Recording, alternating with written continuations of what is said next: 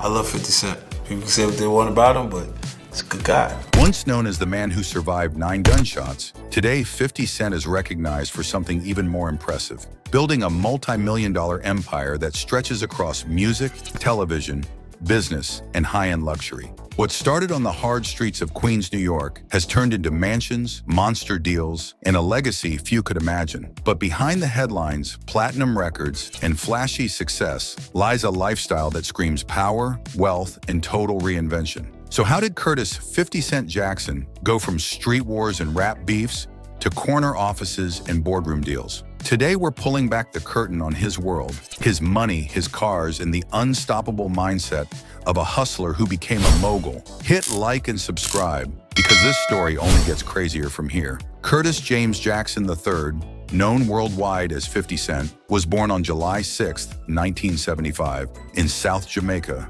Queens, one of the toughest neighborhoods in New York City. His childhood wasn't just difficult, it was dangerous. He was raised by his mother, Sabrina, a drug dealer, meaning crime and chaos were part of his everyday reality. Then tragedy struck early. When Curtis was just 8 years old, his mother died in a mysterious house fire. Overnight, his world collapsed. He went on to live with his grandparents, but the damage was already done. By the age of 12, Curtis wasn't just watching street life, he was part of it. While other kids were hanging out after school, he was already hustling. That path came with serious consequences. In 10th grade, he was arrested after bringing a gun and drug money to school, and things only escalated.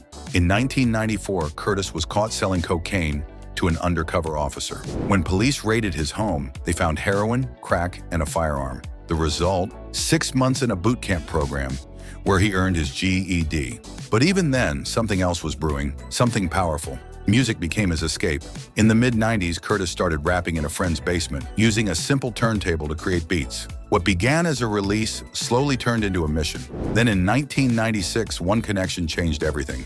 A friend introduced him to Jam Master Jay of Run DMC. Jay saw raw talent and took 50 under his wing, teaching him how to structure songs, count bars, and record professionally. Though their partnership ended in 1999, it gave Curtis his first real shot at the industry. That same year, 50 Cent signed a deal with Columbia Records and linked up with the Trackmasters production team. In just 2 weeks, he recorded 36 songs, 18 of which would later form his unofficial debut album, Power of the Dollar. Around the same time, he co-founded Hollow Point Entertainment, signaling that he wasn't just thinking like an artist, but like a businessman. Then came the song that shook the industry, How to Rob. Smart, fearless, and disrespectfully bold, the underground hit called out dozens of major celebrities by name. It wasn't just a song, it was a warning. The world now knew exactly who 50 Cent was, and he was impossible to ignore. And this was only the beginning. Just when his name was starting to ring bells, everything almost ended. In May 2000, right before the release of Thug Love, featuring Destiny's Child, 50 Cent was ambushed outside his grandmother's house in Queens. In seconds, his life changed forever. He was shot 9 times, hit in the hand, legs, hip, chest, and even his face. Most people wouldn't survive that. 50 did. He spent nearly 2 weeks in the hospital and months learning how to walk, move, and live again. The shooting didn't just scar him physically, it reshaped his mindset and his music. But instead of support, the industry turned its back on him. After recording Ghetto Quran, a track rumored to expose real-life drug dealers, Columbia Records dropped him, despite having already signed him to a publishing deal. Almost overnight, 50 Cent became radioactive. No major label in the US wanted anything to do with him, so he disappeared. Literally. 50 went underground, heading to Canada, where he started flooding the streets with raw mixtapes and remixes. One of them, Guess Who's Back in 2002, became a street classic. The industry may have forgotten him, but the streets didn't, and neither did Eminem. Once that connection reignited, the momentum exploded. 50 followed up with No Mercy, No Fear, a ruthless mixtape that put him back on the map. He even landed a song on the 8 Mile soundtrack, right as Eminem was ruling hip-hop. Then came 2003, and hip-hop was never the same. Get Rich or Die Tryin wasn't just an album, it was a cultural takeover.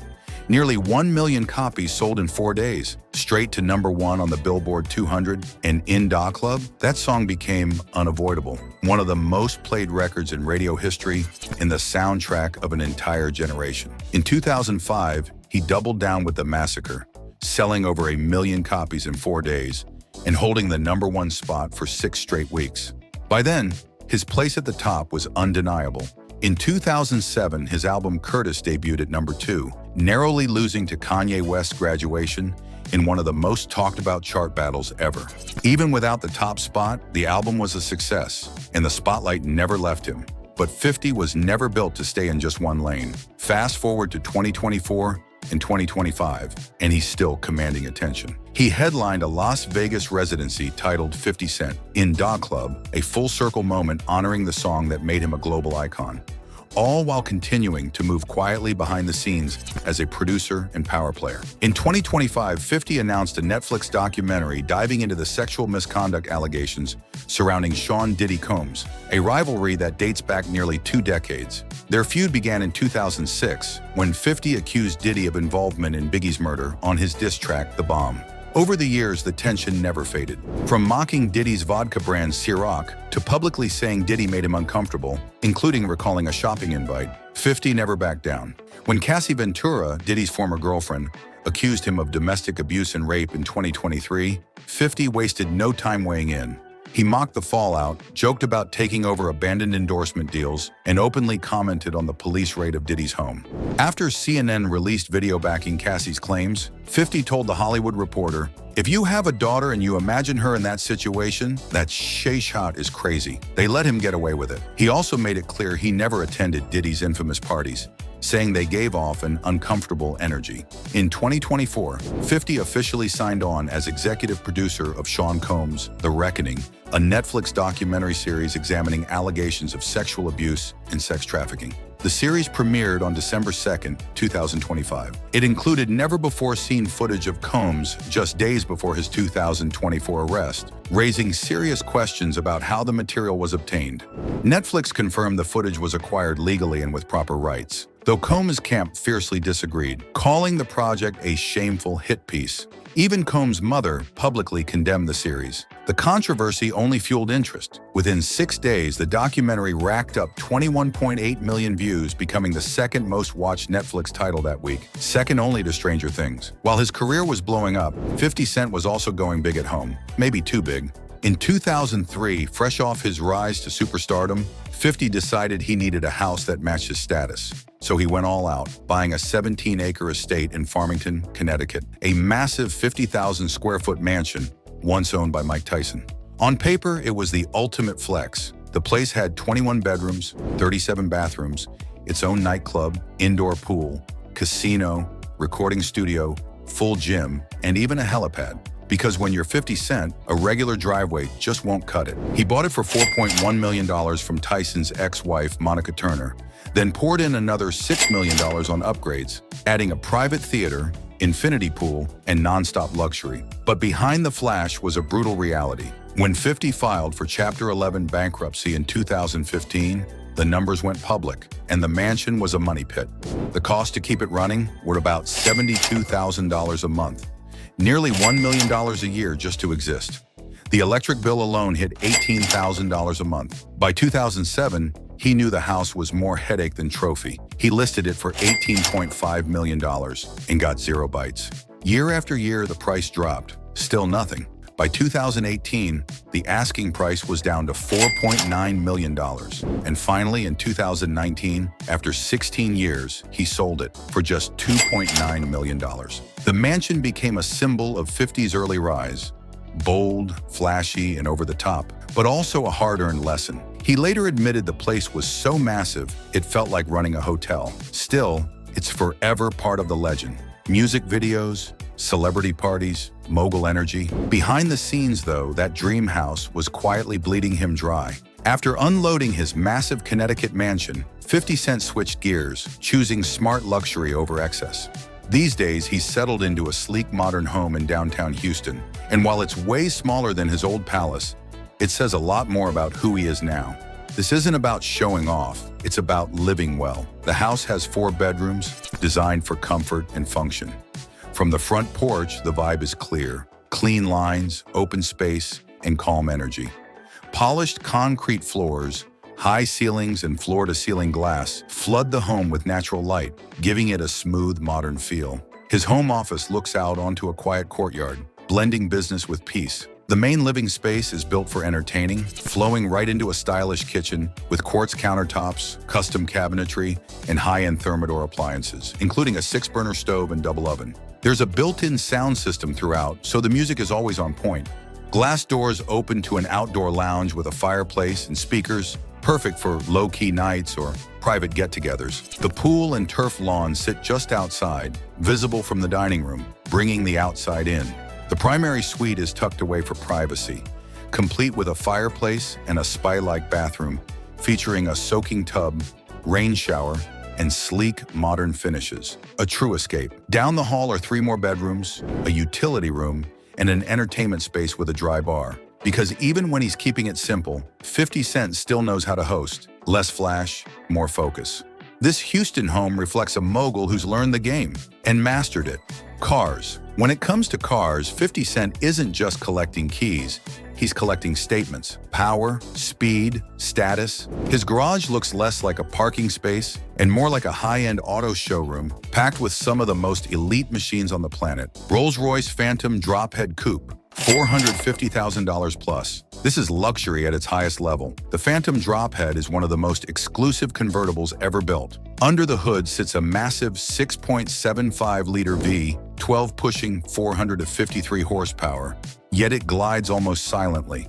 Inside, everything is handcrafted, rich leather, polished wood, brushed metal. The rear hinge doors, starlight ceiling, and teak deck finish make it feel more like a private yacht than a car. This isn't about speed, it's about arrival. Lamborghini Aventador Roadster, $500,000. Now this one doesn't whisper, it roars. The Aventador packs a 6.5-liter V12 with 730 horsepower, blasting from 0 to 60 in under 3 seconds. The sharp angles, fighter jet design, and signature scissor doors make sure nobody misses it. Loud, aggressive, and unapologetic, this is peak 50 Cent energy. Rolls-Royce Ghost, $350,000. More low-key than the Drophead, but just as elite. The Ghost comes with a twin-turbo V12 delivering over 560 horsepower, wrapped in a ride so smooth it feels unreal. Inside, you'll find lambswool carpets, custom wood trims, and soft ambient lighting. It's the perfect choice when 50 wants to move in luxury without drawing too much attention. Mercedes-Benz G-Wagon, $180,000 to $250,000. The ultimate celebrity SUV, boxy, bold, and timeless. 50's G-Wagon likely runs an AMG V8 with nearly 600 horsepower, giving it serious muscle both on and off the road. The interior blends rugged toughness with VIP comfort. Leather, carbon fiber, and tech everywhere. It's built like a tank, but rides like a throne. Bentley Mulsanne, $300,000. Though discontinued, the Mulsanne remains a symbol of pure class. Powered by a 6.75-liter twin-turbo V8, it's more about smooth elegance than raw speed. Inside, it's a handcrafted masterpiece, quilted leather, deep carpets, and flawless woodwork. In the back seat, it feels less like a car and more like first-class royalty. Bentley Continental GT, $250,000 plus. This is where luxury meets performance. The Continental GT delivers up to 626 horsepower, wrapped in a sleek, grand touring design. Fast enough to thrill, smooth enough for long cruises. Inside, it's all diamond-stitched leather, premium tech, and crystal-clear sound. One of the most well-rounded cars in his collection. BMW 8 Series Coupe, $100,000 to $140,000. Understated but far from weak. With a turbocharged V8 pushing over 520 horsepower, the 8 Series blends performance with quiet luxury. The interior is clean, modern, and driver-focused. This is the kind of car that doesn't need to flex, it just knows. Chevrolet Suburban, $80,000. Not flashy, but essential. The Suburban is all about security and function. Roomy, powerful, and often armored, it's perfect for moving safely and staying low-key. When it's time to handle business, this is likely 50's go-to ride.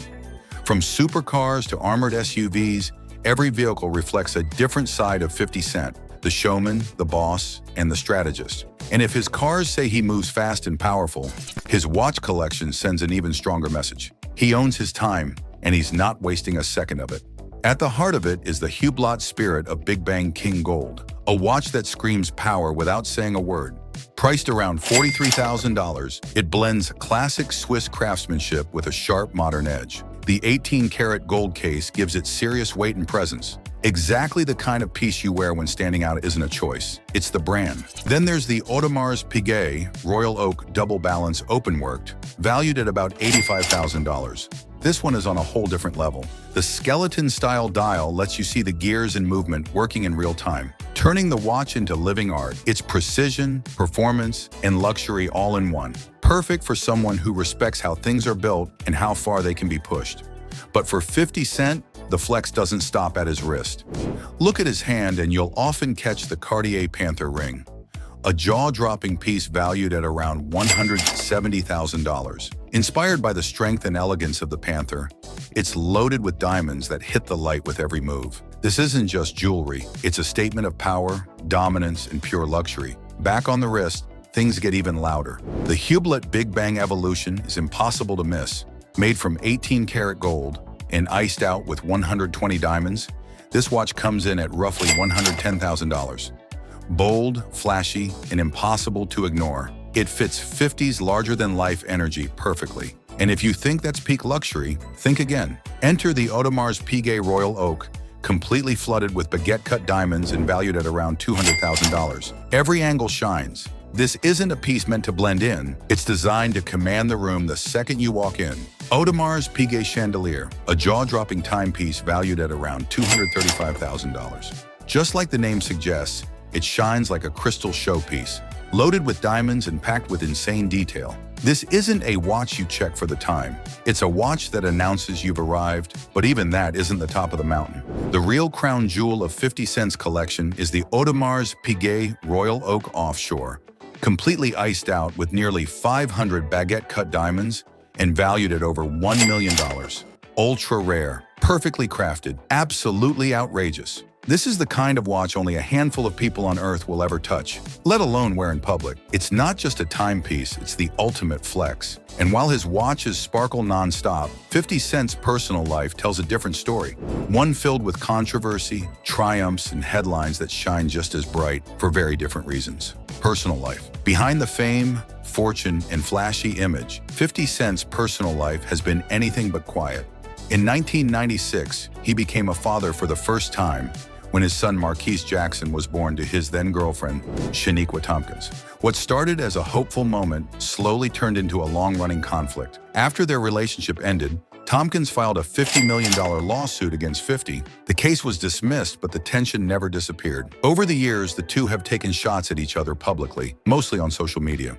Sadly, 50's relationship with Marquise has remained distant and strained, becoming one of the most talked about aspects of his private life. In 2003, 50 made headlines again, this time for his romance with actress Vivica A. Fox. The relationship was high-profile but short-lived, ending after about 8 months. Later on, Fox would call 50 the love of her life, while also admitting their relationship struggled with control issues and communication problems. Years later, 50 found love again with model Daphne Joy. On September 1, 2012, they welcomed a son, Sire Jackson. And from the start, Sire showed signs of following in his father's footsteps. At just 2 years old, he landed a $700,000 modeling deal with KidSafe, a children's headphone brand. 50 regularly shares proud moments with Sire online, showing a softer, more personal side of himself. Despite his tough image and party-ready music, 50 Cent lives surprisingly clean. He's openly said he doesn't drink or use drugs, explaining that staying sharp is key to running businesses, and that he's seen too many people lose everything to addiction. And yes, even politics made the list. In 2005, 50 publicly supported President George W. Bush, pushing back after Kanye West criticized Bush over Hurricane Katrina. But his views evolved. He later backed Barack Obama in 2008 and Hillary Clinton in 2016, showing a shift toward a more balanced middle ground perspective. From surviving 9 bullets to building a global empire, 50 Cent's life proves one thing: reinvention is the ultimate power move. The mansions, the cars, the watches, the wins, and even the controversies all tell the story of a man who refused to stay down. But the question is, what chapter comes next? If you enjoyed this deep dive into 50 Cent's world of money, power, and legacy, hit that like button, subscribe, and turn on notifications so you don't miss what's coming next. Drop a comment below. What surprised you the most about 50 Cent's lifestyle? And who should we break down next? Thanks for watching. We'll see you in the next one.